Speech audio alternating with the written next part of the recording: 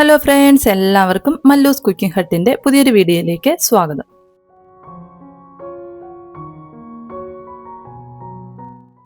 ഇന്നത്തെ വീഡിയോ എന്ന് പറയുന്നത് ബ്രെഡ് വെച്ചിട്ട് നമുക്ക് ഈസി ആയിട്ട് തന്നെ തയ്യാറാക്കി എടുക്കാൻ പറ്റുന്നൊരു സ്നാക്കാണ് ബ്രെഡ് ബാസ്ക്കറ്റ്.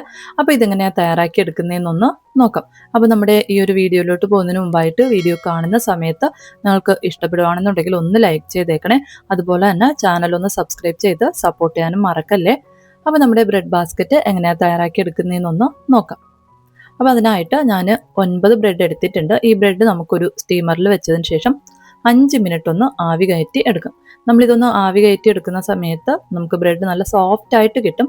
ബ്രെഡ് സോഫ്റ്റ് ആയിട്ട് കിട്ടിക്കഴിഞ്ഞാൽ നമുക്കിതൊന്ന് പരത്തി എടുക്കാനായിട്ട് എളുപ്പമായിരിക്കും. അതിലേക്ക് വേണ്ടിയിട്ടാണ് ഇതൊന്ന് ആവി കയറ്റി എടുക്കുന്നത്. ഇപ്പം ഞാൻ ബ്രെഡ് ഒന്ന് 5 മിനിറ്റ് ആവി കയറ്റി എടുത്തിട്ടുണ്ട്. ഇനി നമുക്ക് ഓരോ ബ്രെഡായിട്ട് എടുത്തതിന് ശേഷം ഒന്ന് നന്നായിട്ടൊന്ന് പരത്തി എടുക്കാം.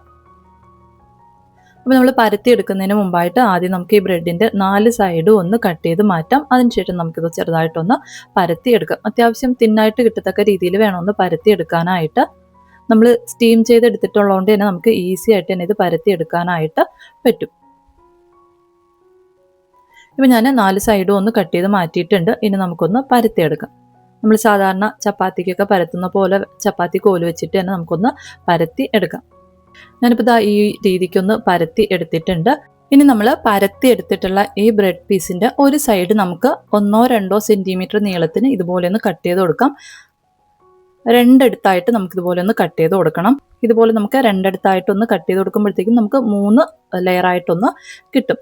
ഇതേപോലെ തന്നെ നമുക്ക് നമ്മൾ ഏത് സൈഡാണോ കട്ട് ചെയ്ത് കൊടുത്തിട്ടുള്ളത് ആ സൈഡിൻ്റെ ഓപ്പോസിറ്റ് നമുക്ക് അതേ ലെവലിൽ തന്നെ 1-2 സെൻറ്റിമീറ്റർ നീളത്തിനൊന്ന് കട്ട് ചെയ്ത് കൊടുക്കാം. നമ്മൾ കട്ട് ചെയ്യുന്ന സമയത്ത് ഒരുപാട് ഉള്ളിലോട്ട് കയറി പോയി കഴിഞ്ഞാൽ നമുക്ക് കറക്റ്റായിട്ടുള്ളൊരു ബാസ്ക്കറ്റിൻ്റെ ഷേപ്പിൽ കിട്ടില്ല.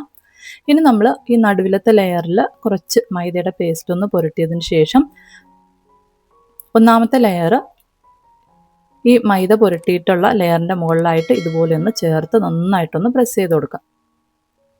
ഇനി നമുക്ക് ഈ മൂന്നാമത്തെ ലെയറിൽ കുറച്ച് മൈദയുടെ പേസ്റ്റ് ഒന്ന് പുരട്ടിയതിന് ശേഷം മൂന്നാമത്തെ ലെയറും നമുക്കിതുപോലെ ഈ ഒരു 2 ലെയർ നമ്മൾ ചേർത്ത് വെച്ചിട്ടുള്ള ഈ 2 ലെയറിൻ്റെ പുറത്തായിട്ട് ഇതുപോലെ ഒന്ന് ചേർത്തൊന്ന് ഒട്ടിച്ചു കൊടുക്കാം.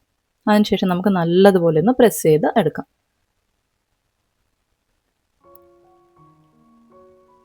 ഇതുപോലെ തന്നെ നമുക്ക് ഓപ്പോസിറ്റുള്ള ഈ ലെയേഴ്സ് ഒന്ന് ഒട്ടിച്ച് എടുക്കാം.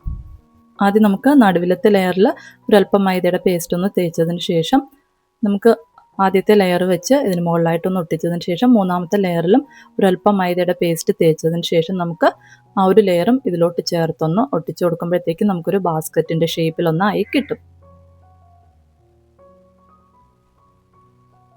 അതിനുശേഷം നമുക്ക് നല്ലതുപോലെ ഒന്ന് അമർത്തി ഒന്ന് എടുക്കാം. നല്ലതുപോലെ ഒന്ന് അമർത്തി കൊടുക്കുമ്പോഴത്തേക്കും നമുക്കിത് ഇളകി പോകാതെ നല്ലതുപോലെ തന്നെ ഒട്ടിയിരുന്നോളും. ഇപ്പം ഞാൻ ഒരു ബാസ്ക്കറ്റ് ഒന്ന് റെഡിയാക്കി എടുത്തിട്ടുണ്ട്. ഇതുപോലെ നമുക്ക് നമ്മൾ ആവി കയറ്റി വെച്ചിട്ടുള്ള എല്ലാ ബ്രെഡും സൈഡൊക്കെ ഒന്ന് കട്ട് ചെയ്ത് ഒന്ന് പരത്തി എടുത്തതിന് ശേഷം ഇതുപോലെ കട്ട് ചെയ്ത് നമുക്കൊരു ബാസ്ക്കറ്റിൻ്റെ ഷേപ്പിലൊന്ന് ആക്കിയെടുക്കാം. ഇപ്പം ഞാൻ 9 ബ്രെഡും ഒന്ന് ബാസ്ക്കറ്റിൻ്റെ ഷേപ്പിലാക്കി എടുത്തിട്ടുണ്ട്.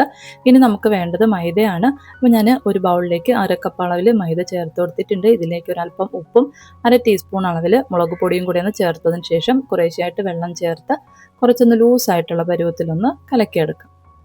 ഒരുപാട് തിക്കായി പോകാൻ പാടില്ല. അത്യാവശ്യം ലൂസായിട്ടുള്ളൊരു പരുവത്തിൽ വേണമെന്ന് കലക്കിയെടുക്കാനായിട്ട്.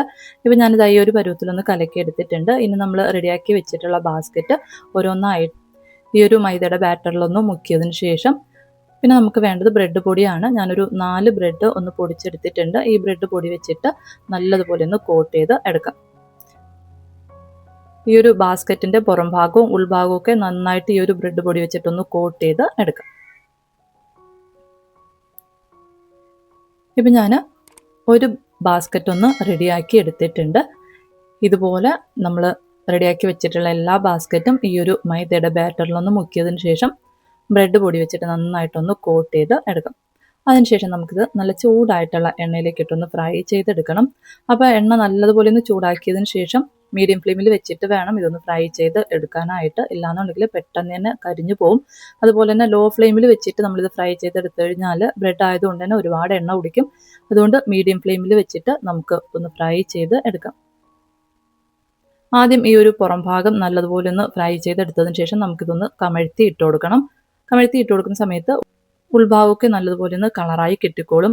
പുറം ഭാഗവും ഉൾഭാഗവും നല്ലൊരു ഗോൾഡൻ ബ്രൗൺ കളറായി വരുന്നവരേക്കും നമുക്കിതൊന്ന് ഫ്രൈ ചെയ്ത് എടുക്കാം. പുറം ഭാഗം ഒന്ന് കളറായി കഴിഞ്ഞാൽ പിന്നെ നമുക്കിതൊന്ന് മറിച്ചിട്ട് കൊടുക്കാം. അകവും പുറമൊക്കെ നല്ലതുപോലൊരു ഗോൾഡൻ ബ്രൗൺ കളറായി വരുന്ന സമയത്ത് നമുക്ക് എണ്ണയിൽ നിന്ന് കോരി മാറ്റാവുന്നതാണ്. ബ്രെഡ് ആയതുകൊണ്ട് തന്നെ നമുക്കിത് പെട്ടെന്ന് തന്നെ റെഡിയായി കിട്ടിക്കോളും. ഇപ്പം നമ്മുടെ ബ്രെഡ് ബാസ്ക്കറ്റ് റെഡി ആയിട്ടുണ്ട്. ഇതിന് നമുക്ക് എണ്ണയിൽ നിന്ന് കോരി മാറ്റാവുന്നതാണ്. എണ്ണയിൽ നിന്ന് കോരി മാറ്റുന്ന സമയത്ത് ഈ ബ്രെഡ് ഒന്ന് കമഴ്ത്തി എണ്ണയൊക്കെ ഒന്ന് മാറ്റി കളഞ്ഞിട്ട് വേണം എണ്ണയിൽ നിന്ന് കോരി മാറ്റാനായിട്ട്.